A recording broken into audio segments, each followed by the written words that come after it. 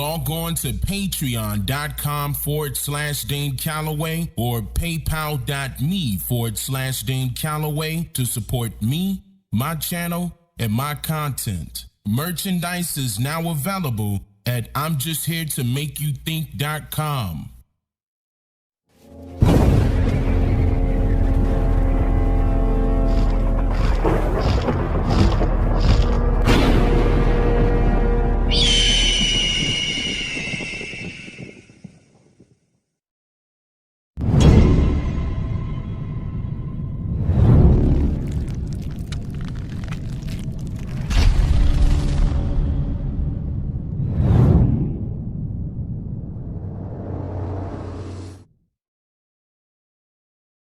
If you don't read the newspaper, you're uninformed. If you do read it, you're misinformed. What do you do? That's a great question. What is the long-term effect of too much information? One of the effects is the need to be first, not even to be true anymore. So whatever responsibility you all have, to tell the truth, not just to be first, but to tell the truth. We live in a society now where it's just first. Who cares? Get it out there. We don't care who it hurts. We don't care who we destroy. We don't care if it's true. Just say it. Sell it. Sell it. Sell it. Sell it. I was wondering about our yesterdays and digging through the rubble. And to say the least, somebody went to a hell of a lot of trouble to make sure that when we looked things up, we wouldn't fare too well. And we would come up with totally unreliable pictures of ourselves. But I've compiled what few facts I could, such as they are, to see if we could find out a little bit of something, and this is what I got so far. First, white folks discovered Africa. They claimed it fair and square. Cecil Rhodes couldn't have been robbing nobody because hell, there wasn't nobody there. The white folks brought all the civilization because there wasn't none around. How could the folks be civilized when wasn't nobody writing nothing down? And just to prove all of their suspicions, well, didn't take too long. They found out that there were whole tribes of people in plain sight running around with no clothes on. That's right. The men, the women, the young, and the old righteous folks covered their eyes, and no time was spent considering the environment. Hell no, this just wasn't civilized. And another piece of information they had, or at least this is what we were taught, is that unlike the civilized people of Europe, these tribal units actually fought. And yes, there was some crude implements, and yes, there was primitive art, and yes, they were masters of hunting and fishing, and courtesy came from the heart. And yes, there was love and medicine, religion, intertribal communication by drum, but no paper, no pencils, and no other utensils, and hell, these folks never even heard of a gun. And this is why the colonies came, to stabilize the land, because the dark continent had copper and gold, and the discoverers had themselves a plan. They would discover all the places with promise. You didn't need no titles and deeds. Then they would appoint people to make everything legal, to sanction the trickery and greed. And back in the jungle, when the natives got restless, they would call it guerrilla attack. And they would never describe that the folks finally got wise and decided that they would fight back. And still, we are victims of word games. Semantics is always a bitch. Places once referred to as underdeveloped are now called mineral rich. And the game goes on eternally. Unity kept just beyond reach. Egypt and Libya used to be in Africa. They've now been moved to the Middle East. There are examples galore, I assure you. But if interpreting were left up to me, I'd be sure every time folks knew this version wasn't mine, which is why it is called his story.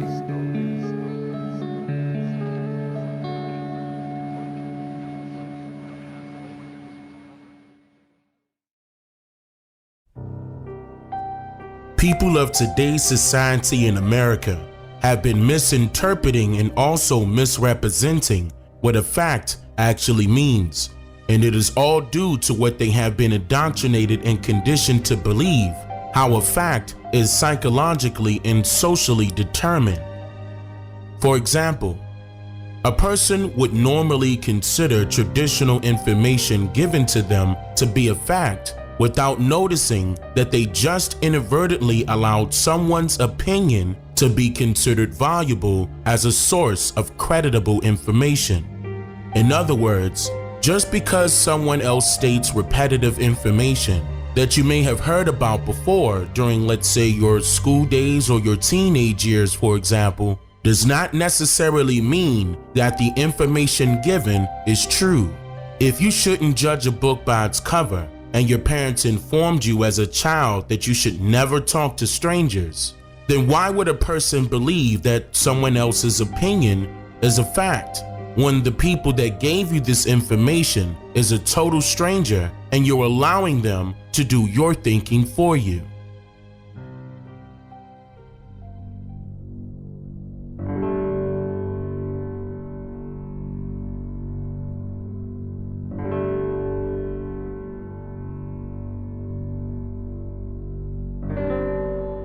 Let's begin with number 1. As the story goes in American history, 90% of the Indian population in North America were killed off by way of smallpox and other diseases. It was said that due to the lack of prior contact with these incoming foreigners and not being previously exposed to these diseases, that the Indians' internal immune system was not equipped to combat what these pale-faced foreigners allegedly brought with them to these lands. Now, this is where logical, critical thinking comes into play, and you simply question everything. Like, some of you can recall having chickenpox, maybe when you were a child. Does chickenpox lay dormant inside of you forever? What about a common cold? Or even the flu for that matter? Does it stick around even after your immune system defeats it? And if it does, then for how long? History says that these diseases arose in Europe and Africa, and when you look at what the impact of these diseases had on their population, people survived. And this was way before vaccinations were even created and mandated. So the question remains, how could these foreigners bring these same diseases to North America and decimate the American Indian population to near extinction and not have had the exact same thing done over there within countries much smaller than North America alone?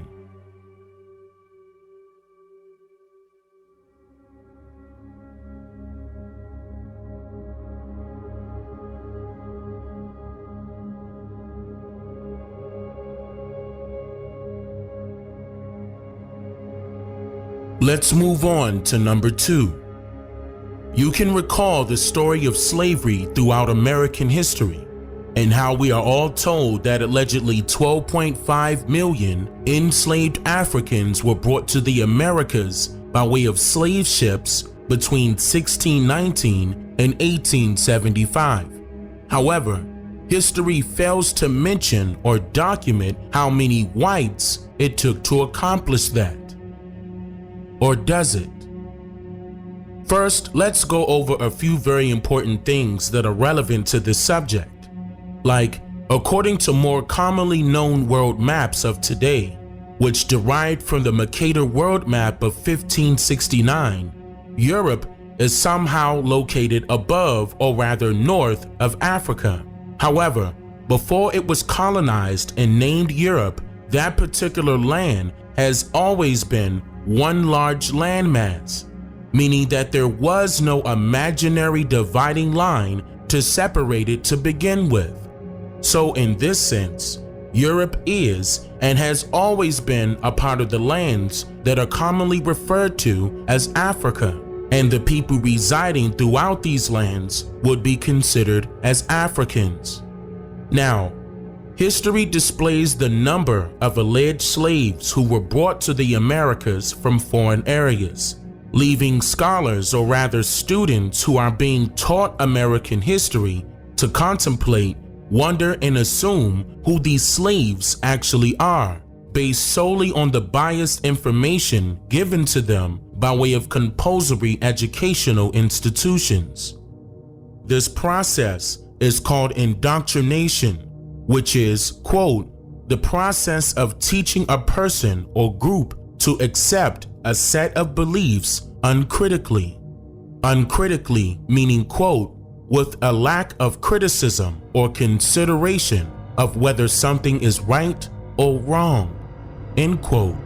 According to the very first U.S. Census that was established in the year 1790, there were 3 categories listed for the enumerators to classify individuals that they meet in person.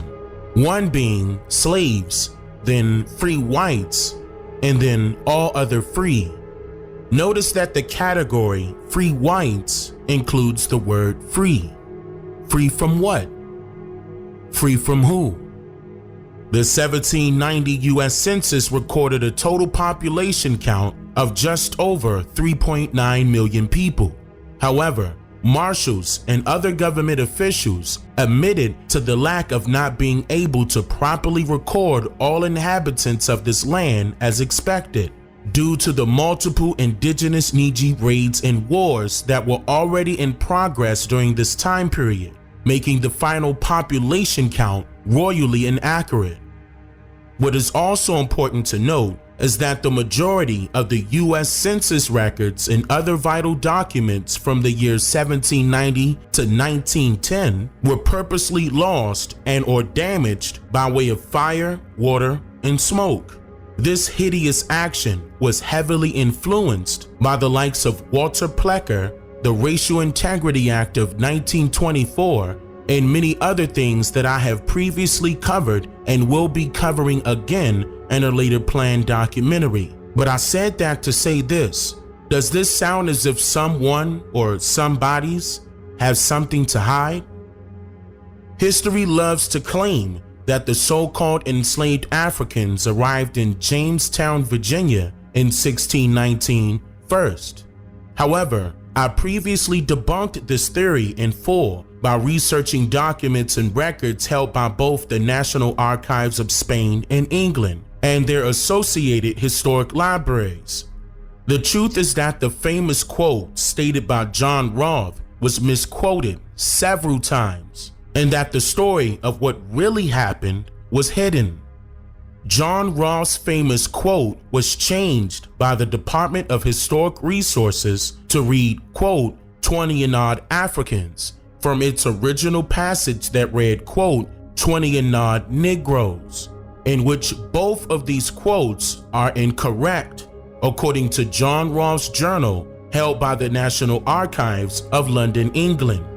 The original quote written by John was, quote, 20 and odd Negras, referring to females of a darker skin complexion of the West Indies. Also, history lied about the location of their arrival for a reason. The first 20 and odd Negras did not arrive in Jamestown. They arrived in Point Comfort, Virginia, later known as Fort Monroe, VA, but now known as Hampton, Virginia today. You may watch my previous documentaries on this topic by using the links above and in the description of this video. The 20 and odd Negras never settled here in North America. In fact, they were allegedly turned away by the colonists due to not being in condition to perform indentured servitude duties. So they were sent away to be returned to the West Indies, also known during that time period as the East Indies. Now, the actual slaves that immigrated here in North America during the year 1619 and beyond arrived in James City and Plymouth, Massachusetts simultaneously in order to create and establish the very first and second colonies of North America. Now, history claims that the first colony established in North America was Virginia by Captain John Smith in 1607. However, according to unclassified documents and records concerning the Company of Virginia, or rather the Virginia Company of London, a charter was awarded to the Virginia Company by King James in order to establish a colony in Virginia. But King James did not approve the colony of Virginia until the year 1627, by the time a fourth and much smaller charter was approved and a governor was appointed by James himself. Now, what does all of this mean? Well, keep in mind that history also states that Captain John Smith sailed from London, England to Plymouth, Massachusetts in the year 1614 and also named an important river after King Charles I that same year. But here's the problem with that. According to the tales of American history, Charles, the son of James, was not King of England and Scotland until March 27, 1625. And according to the statutes at large, being of all the laws of Virginia, and the Henning Statutes of Virginia, Volume 1, James was still King of England and Scotland when he gave the royal approval to establish the Virginia colony in 1627, 2 years after Charles was allegedly in office as king. Also, that important river that I just mentioned was allegedly called Charles River by King Charles and Captain John Smith, but this was all a lie, and here's why. Nowadays, American history loves to claim that Charleston, or rather originally known as Charlestown, South Carolina, was the major port allegedly used to import thousands of so-called African slaves into North America. But history purposely fails to tell you that the port was not in Charlestown, South Carolina, but rather in Charlestown, Massachusetts, which is known today as Boston, Massachusetts, but originally called the Plymouth Colony of 1619, which was the true area that African slaves arrived to in North America during their journey from Europe, or rather Africa. The pale faces who traveled here were labeled as pilgrims, knights, gentlemen, merchants, and adventurers by American history, but they were all technically employees, laborers, peasants, who assumed the belief of their freedom, but yet still under the dominion of the King of Scotland in England. We didn't land on Plymouth Rock. The rock was landed on us.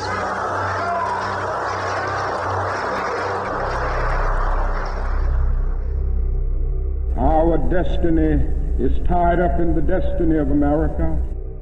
Before the Pilgrim Fathers landed at Plymouth, we were here. We were here. We were here.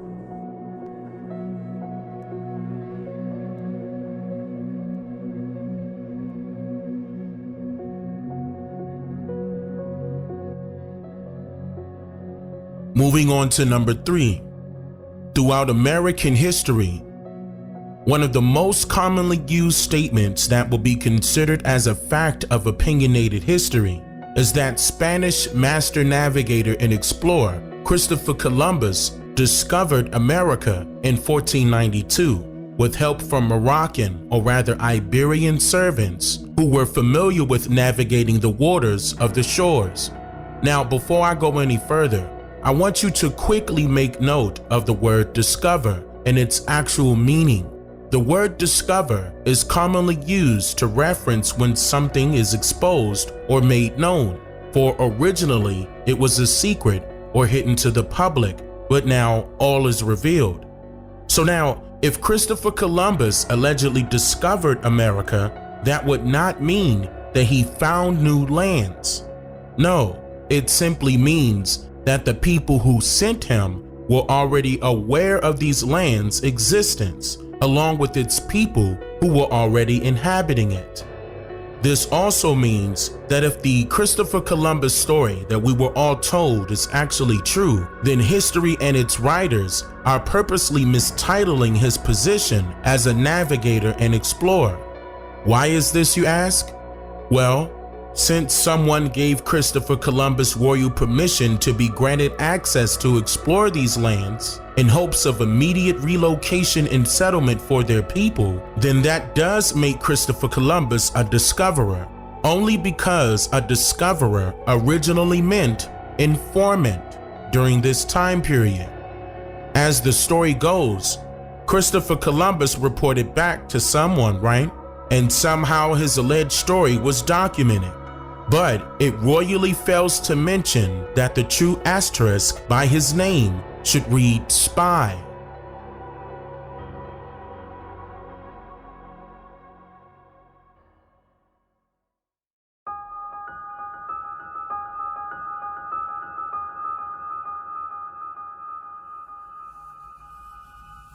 And finally, number 4.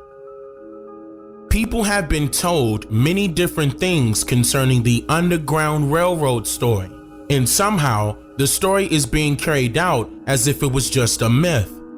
In some instances, some history tellers would say that the Underground Railroad had nothing to do with a railroad or even being underground. But just like numerous things that are considered to be American history today, this opinion that we were all told is false.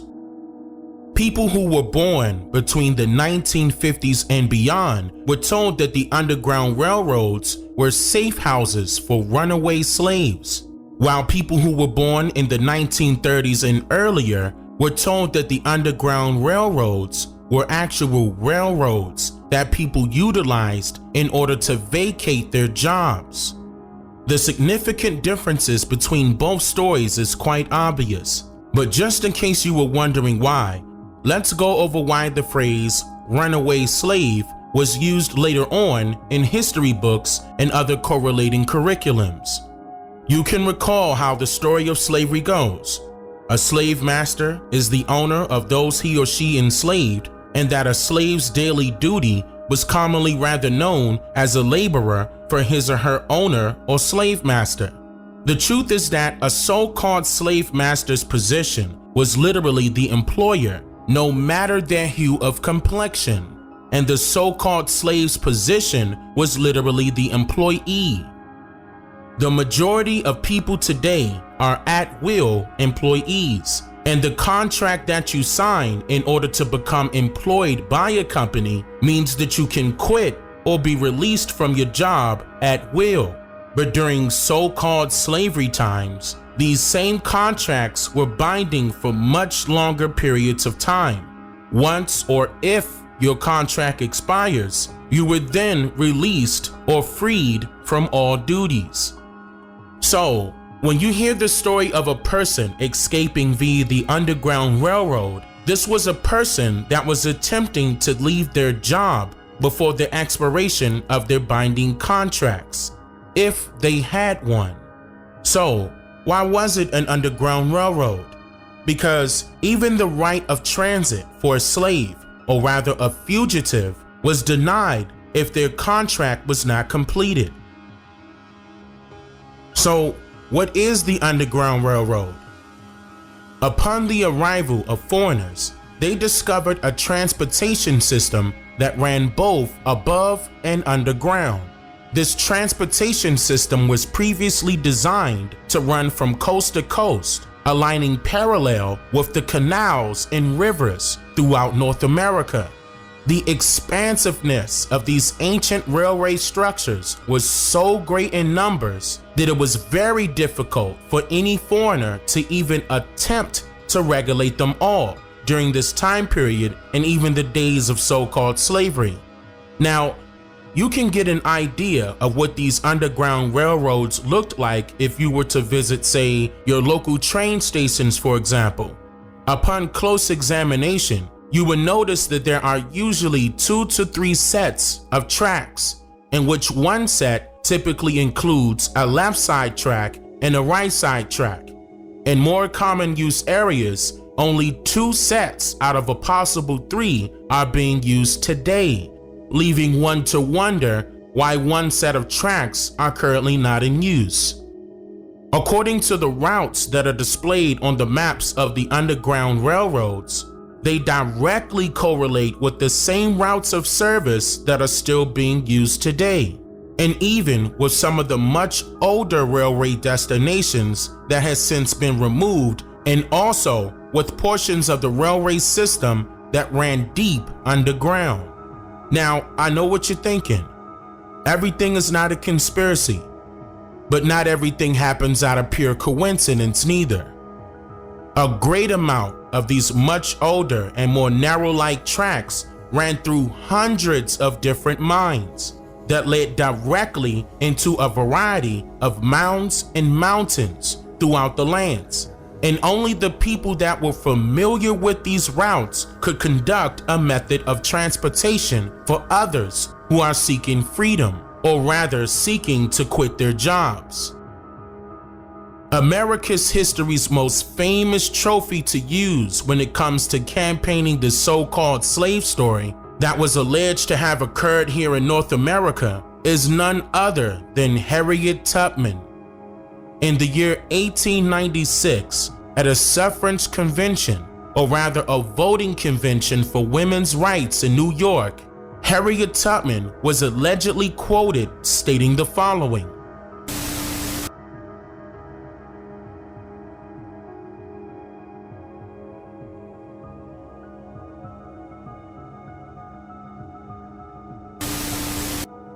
"I was the conductor of the Underground Railroad for 8 years, and I can say what most conductors can't say. I never ran my train off the track, and I never lost a passenger." End quote. What's very interesting to note about this quote is that she indicated to the public what her job's description and position was for 8 years with the Underground Railroad. Harriet Tubman acknowledged that she was literally a train conductor, in which a train conductor is responsible for the overall operations of rail systems and safety measures for its oncoming passengers. So in this quote, which was said to have been stated by Harriet Tubman directly, she admits to performing her duties without error, while also indicating that she cannot say the same for other conductors of the Underground Railroad. So the question remains, how was Harriet Tubman cognizant of the routes ranging from southern to northern parts of these lands and all the way to Canada, with her being an alleged runaway slave? And how is it that Harriet Tubman hinted that it was more than one conductor of the Underground Railroad, but she was the only one chosen to be duly noted by American history? Who are the others? What is also very important to note here is that many of the locations that were originally known and listed as stations were later changed to be described as safe houses. For example, on October 10th, 1980, a House Resolution Act was passed by Congress that allowed for the establishment of the Boston African American National Historic Site, the African American Meeting House, and it also allowed for the creation and development of the free African American community within the Beacon Hill area in Boston, Massachusetts.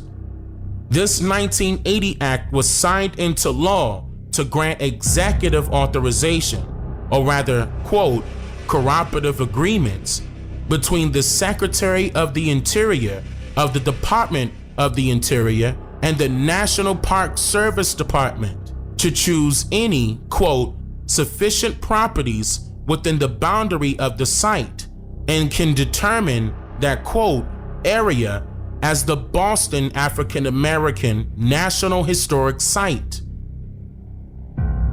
The copper-colored residents of the Beacon Hill area were already suffering from an undergoing gentrification process by way of the government during this time period, and politicians with political power thought it would be a great opportunity to cover a lie with another lie and another lie and then another lie.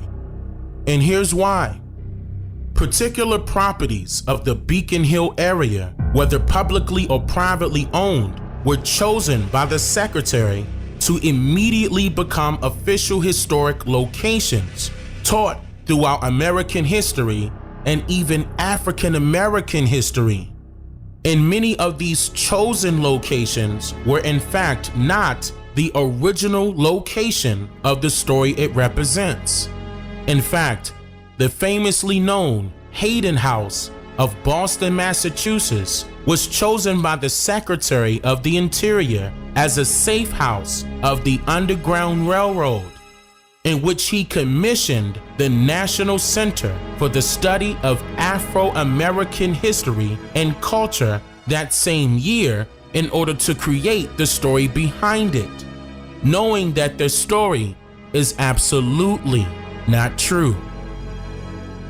Now, in conclusion, people would say that history was written by the victors, and that's the reason why history is the way it is. But I will have to disagree with them, merely because only a loser will have the audacity to write a story to make it seem as if they won when they didn't. I'm just here to make you think.